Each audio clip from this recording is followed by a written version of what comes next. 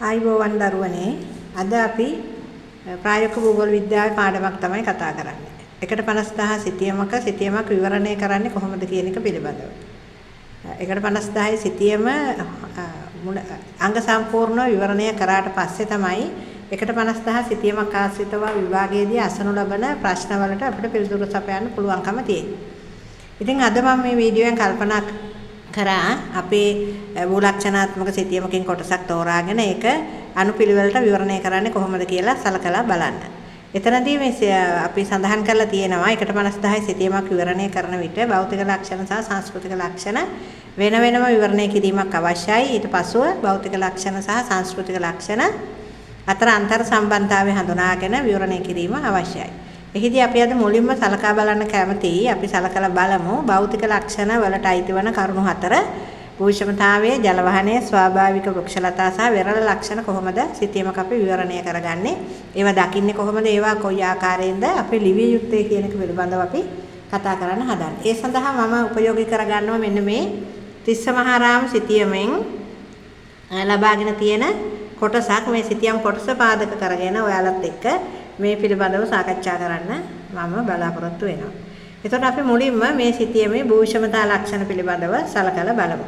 මේ සිතියමේ භූෂමතා ලක්ෂණ පිළිබඳව සලකා බැලීමේදී අපිට පෙනී යන කාරණයක් තමයි මේ ප්‍රදේශය විෂමතාවයන්ගෙන් තොර බව පෙන්වුම් වෙනවා. විෂමතාවයන්ගෙන් තොර බව පෙන්වුම් වීම අපිට හඳුනාගත හැකි සාධකය වන්නේ මෙහි පවතින සමෝච්ච රේඛා ප්‍රමාණය සමෝච්ච රේඛා අඩුවෙන් දක්නට ලැබීම නිසා තමයි මේ විෂමතා ලක්ෂණ ඊට අඩුයි කියලා අපි සඳහන් කරන්නේ.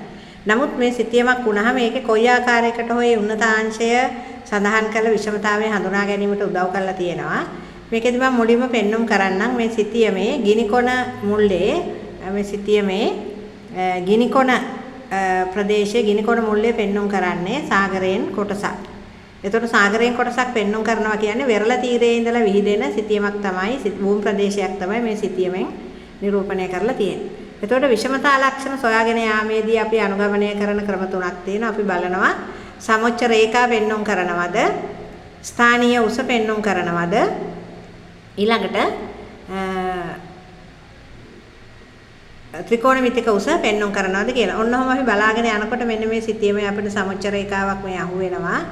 මේ බලන්න මේ සමෝච්ච රේඛාව උතුරු මායිම ආසන්නයෙන් වගේ නැගෙනහිරේ ඉඳලා බටහිරට විහිදී යන සමෝච්ච රේඛාවක් තමයි පෙන්වන්න කරන්නේ.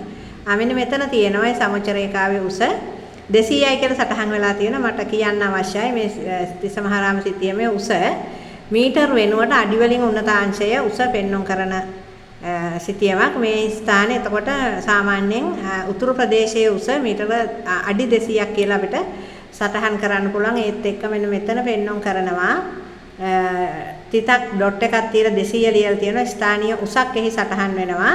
ඒ තමයි මේ සිතියමේ වැඩි අගයක් අපිට හොයාගන්න පුළුවන් වුණු ස්ථානය. සමෝච්ච රේඛාවක් අඩි 200ක් තියෙනවා. ඊට පස්සේ අපි මෙන්න මේ ප්‍රදේශයට එනකොට මෙන්න මේ හරියට මේ තියෙන සමෝච්ච රේඛාවක්.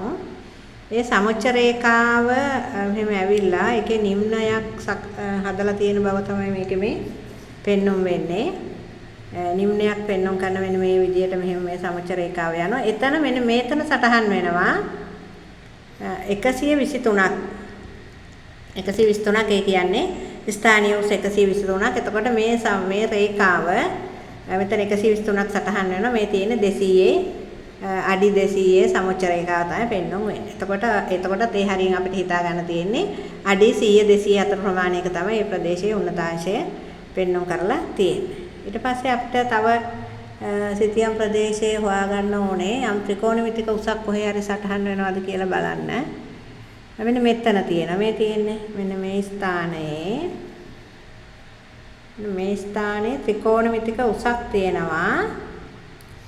එතන තියෙන්නේ ත්‍රිකෝණමිතික උස අඩි 107ක් විදියට සටහන් කරලා තියෙනවා. එතකොට එතන ත්‍රිකෝණමිතික උසක් තියෙනවා. දැන් අපි ස්ථානීය උස දැක්කා, සමෝච්ච රේඛා උස දැක්කා. ඒ හැම තැනකදීම 100 200 බිඳුවක් 200ත් අතර තමයි පෙන්වන්න වෙන්නේ. මෙන්න මෙතන පෙන්වන්න කරලා තියෙන කිරින්ද රොක් එක මේ තියෙන්නේ. කිරින්ද වෙරළ අයිනෙම තියෙන කිරින්ද පාෂාණ පර්වතයේ අඩි 112ක් විදියට සටහන් කරලා තියෙනවා. ওই තමයි භූෂමතාවය පිළිබඳ මේ සිතියමේ කැපී පෙනෙන ආකාරය. එතකොට සිතියම අපිට පැහැදිලිව පෙන්වන්න වෙනවා උතුරේ දෙසිය රේඛාවක් තියෙනවා පහළට ඊට වඩා ගයන් අඩුවෙන් පෙන්වුම් වෙන්නේ. මේ භූමිය බෑවුම් වෙනවා උතුරේ සිට දකුණට බෑවුම් වෙන ප්‍රදේශයක් උතුරු මායමේ ඉඳලා දකුණු මායම දෙසට බෑවුම් වෙන භූෂමතා ලක්ෂණ වලින් විෂමතාවයන්ගෙන් ඉතා අඩු තැනිතලා භූමි ප්‍රදේශයක් විදියට නම් කරන්න පුළුවන්. ඊළඟට අපි ගන්නවා ජලවහනය කියන එක. ජලවහනය කියන්නේ ඕනෑම භූමි ප්‍රදේශයක ගංගා ගලා යාම.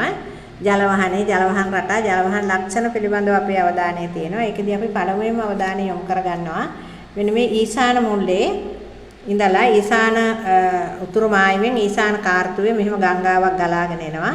ඒ ගලාගෙන එන ගංගාව මෙතන තියෙන තිස්ස වැවට එකතු වෙනවා. ඒ ගංගාව තිස්ස වැවට එකතු වෙනවා. මේ තව දිය පහරක් මෙතන තියෙන දෙබර වැවට එකතු වෙනවා. ඒ විදිහට එතන ගංගා ගලාගෙන යාමක් පෙන්눔 කරනවා. ඊළඟට අපි බලමු මේ වැවටත් ගංගා එකතු වෙනවද කියලා. මේ තියෙන්නේ යෝධ වැව. යෝධ වැවට ගලාගෙන එන අතු ගංගා පෙන්눔 වෙන්නේ නැහැ. සිහින් අතු ගංගා පෙන්눔 වෙන්නේ නැහැ ඒකට. ඊට පස්සේ අපි බලමු මෙන්න මේ ගඟ විශේෂයක් තියෙනවා. මේ තියෙන්නේ සිතියමේ. මේ තියෙන මේකට කියන්නේ අපි බටහිර මායම. බටහිර මායමේ මැද හරියෙන් විතර ආරම්භ වෙලා දඟරගත ස්වරූපයෙන් ගලාගෙන යන. ඒ කියන්නේ පහත් තැනිතලාවක ගංගාව ගලාගෙන ගිහිල්ලා මුහුද දෙසට මේ දකුණෙන් තියෙන සාගරය දෙසට ගමන් කරන කිරින්දියෝය තමයි මෙතන නම සඳහන් වෙනවා කිරින්දියෝය කියලා. කිරින්දියෝය තමයි මේ ගලාගෙන එන්නේ. ඒතකොට ජලවහනය සම්බන්ධයෙන්ුත් විශාල සංකීර්ණ ලක්ෂණ නැහැ. ගම් දඟර දැක ගන්න පුළුවන්. ඒ වගේම අතු ගංගා දැක ගන්න පුළුවන්. සංකීර්ණ ජලවහනයක් පෙන්වු නොකරන ප්‍රදේශයක් තමයි මේ සිතියමේ තියෙන්නේ. ඒ විදිහට අපි හඳුනා ගන්න අවශ්‍ය වෙනවා කොහොමද මේ තියෙන භෞතික ලක්ෂණය කියලා. ස්වාභාවික වෘක්ෂලතාව ගත්තොත් ස්වාභාවික වෘක්ෂලතා 150,000 භූලක්ෂණාත්මක සිතියමක ස්වාභාවික වෘක්ෂලතා වර්ග රාශියක් නිරූපණය වෙනවා. වනාන්තර, ලදු කැලෑ, තෘණ භූමි, කඩොලාන, වගුරු බිම් යනාදී වශයෙන් ඒ තියෙන ස්වාභාවික වෘක්ෂලතා පෙන්වන්න කරනවා. අපේ මේ සිතියම ගත්තාම මෙන්න මේ තියෙන මේ යෝධ වැව ආශ්‍රිත මේ තියෙන ජල පෝෂක ප්‍රදේශයේ අමාකාරයක ස්වාභාවික වෘක්ෂලතා ව්‍යාප්තියක් පෙන්වන්න කරනවා. මෙන්න මෙතන තියෙනවා ඊශාන මුල්ල ආශ්‍රිතව කාර්තුව ආශ්‍රිතව වනාන්තරයක් තියෙනවා. ඒ වනාන්තරයත් එක්ක මේ පැත්තෙන් විශාල ප්‍රදේශයක මේ ලදු කැලෑ ව්‍යාප්තියක් පෙන්වන්න කරනවා. නමුත් මෙන්න මේ වැව කිට්ටුවට වෙන්න නම් හේන් වගාව කියන්නේ අර මිනිසුන් ක්‍රියාකාරකමක් තියෙන හේන් වගාව තමයි දැක ගන්න තියෙන්නේ. ඒක අපි සලකන්නේ නැහැ ස්වාභාවික වෘක්ෂලතාවක් විදියට. ඊට පස්සේ ආපහු මේ තියෙන ගිනිකොන කාර්තුවේ වනාන්තරයක් තියෙනවා. ඒ වනාන්තරේ රක්ෂිත වනාන්තරයක් කියලා මෙන්න මේ මායිමෙන් පෙන්වුම් වෙනවා. නිමලව අබේ භූමිය තමයි එතනින් ඒ පෙන්වුම් වෙන්නේ. රක්ෂිත භූමි භාගයක් විදියට එතන පෙන්වුම් වෙනවා. ඊට අමතරව ස්වාභාවික වෘක්ෂලතා අධික ලෙස පෙන්වුම් වෙන මේ ප්‍රදේශයේ උතුරු මායිම ආසන්නයෙන් වයඹ කාර්තුවට අයත්ව උතුරු මායිමට යාබදව කිසියම් ආකාරයක වනාන්තර ව්‍යාප්තියක් පෙන්වුම් කරනවා. ඊට අමතරව තව විශේෂ දෙයක් මම දැක්කා මේ සිතියමේ. මෙන්න මේ තියෙන තැන මෙතන තියෙනවා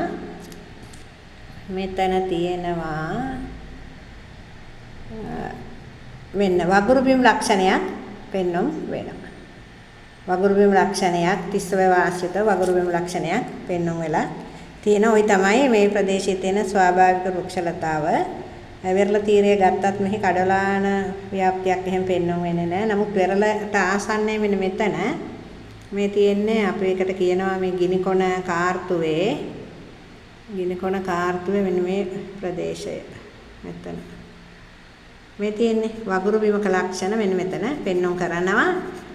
වෙරළ ආශ්‍රිත වගුරු බිමක ලක්ෂණ පෙන්වුම් කරනවා. ඒ විදිහට ස්වාභාවික වෘක්ෂලතා මේ සිතියමේ පෙන්වුම් වෙනවා. එතකොට ඒ ස්ථානීය පිහිටීම අනුව තමයි අපි ඒවා ප්‍රකාශ කරේ. ඒ විදිහට තමයි උත්තර ලියනකොට ලියන්නත් ඕනේ මේ සිතියම ගත්තාම මේ විදිහට තියෙන්නේ කියලා.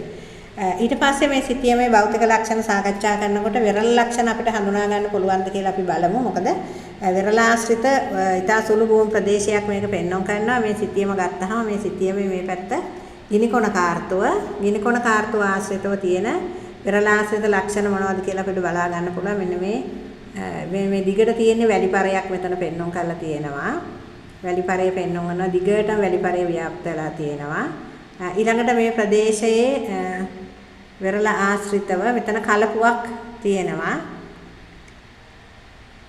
ඒ කලපුව ඇත්තට මේ කලපුවක් විදිහට මේ තියෙන ප්‍රදේශය ලේවායක් බවට පත් කරලා තියෙනවා. ඊළඟට වෙන මෙතන මේ පෙන්වුම් කරනවා දූපතක් වෙන මෙතන කුඩා දූපතක් පෙන්වුම් කරනවා. ඒ දූපතත් එක්කම තුඩුවක් මෙතන වැඩි වලින් හැදලා තියෙන වැඩි තුඩුවක් පෙන්වුම් කරනවා. ඒ විදිහට වෙරළාශ්‍රිත ලක්ෂණ කිහිපයකුත් මේ සිතියමේ අපිට බලා ගන්න පුළුවන්කම තියෙනවා. එතකොට අපි සිතියමක් ගත්තට පස්සේ අපිට විභාගයේදී උසස් පෙළ විභාගයේදී සිතියම් විවරණයට අදාළ ප්‍රශ්න මාලාවක් ලැබෙනවා. එතනදී ඔන්න ඔය විදියට සිතියම පුරාවටම විහිදලා තියෙන සමුච්ච රේඛා ඒ වගේම සිතියම් පුරාවට විහිදලා තියෙන ඒ භූෂමතා අනිකුත් ලක්ෂණ ජලවහන ලක්ෂණ ස්වාභාවික වෘක්ෂලතා සහ වෙරළ ලක්ෂණ පිළිබඳව අපි මෙන්න මේව තමයි විවරණය කරන්න ඕන කියලා ඉඳලා සිතියමක් ලැබුණාට පස්සේ අපි අපේ සමස්ත අවධානය සිතියමට යොමු වෙන්න ඕන කොහොමද මේ සිතියමේ භූෂමතාවය ජලවහනය වෘක්ෂලතා යන ආදී සමන්විත වෙන්නේ කියලා. දැන් අපි මේ සිතියමේදී මුලින් කිව්වා සිතියමේ උතුරු මායිමේ ඉඳලා දකුණු මායිම දෙසට බෑවුම අනුක්‍රමණය තියෙනවා. මොකද ඒකෙන් අදහස් වෙන්නේ ඉහළ කොටසට වඩා පහළ කොටසේ අඩු උන්නතාංශයන් සටහන් වෙන නිසා. ඉතින් ඒ අනුව තමයි මේ ප්‍රදේශයේ ජලවහනය සිදු වෙන්නේ. ජලවහනය සිදු වෙන්නේ ඒ අනුව. එතකොට ඒ භූෂමතාවය සහ ජලවහනයේ අන්තර් සම්බන්ධතාවය මැනින් කැපිලා පේනවා. දකුණු දිශාවට තමයි ගංගා ගලාගෙන එන්නේ. විශේෂයෙන්ම කිරින්දිඔය ඒක හොඳට පෙන්වන්න කරන වෙරළ දෙසටම ගංගාව ගලාගෙන යන ආකාරයක් පෙන්වන්න කරනවා. ඔන්න ওই විදිහට තමයි 150,000 මූලක්ෂණාත්මක සිතියමක භෞතික ලක්ෂණ විවරණයේදී අපගේ අවධානය යොමු විය යුත්තේ. අපිට ඕනෑම සිතියමක් අරගත්තට පස්සේ අපේ හිතට එන්න ඕන වෙන මේ ප්‍රධාන කරුණු ටික හොයාගෙන යන්න ඕනේ කියලා. ඒත් එක්කම අපිට තියෙනවා 150,000 සිතියම් වල සංස්කෘතික ලක්ෂණ පිළිබඳව අවධානය යොමු කරන්න අපි වෙනත් වීඩියෝවකින් අපි සංස්කෘතික ලක්ෂණ විවරණයක් පටන් ගමු. එතෙක් සියලු දෙනාටම ආයුබෝවන්.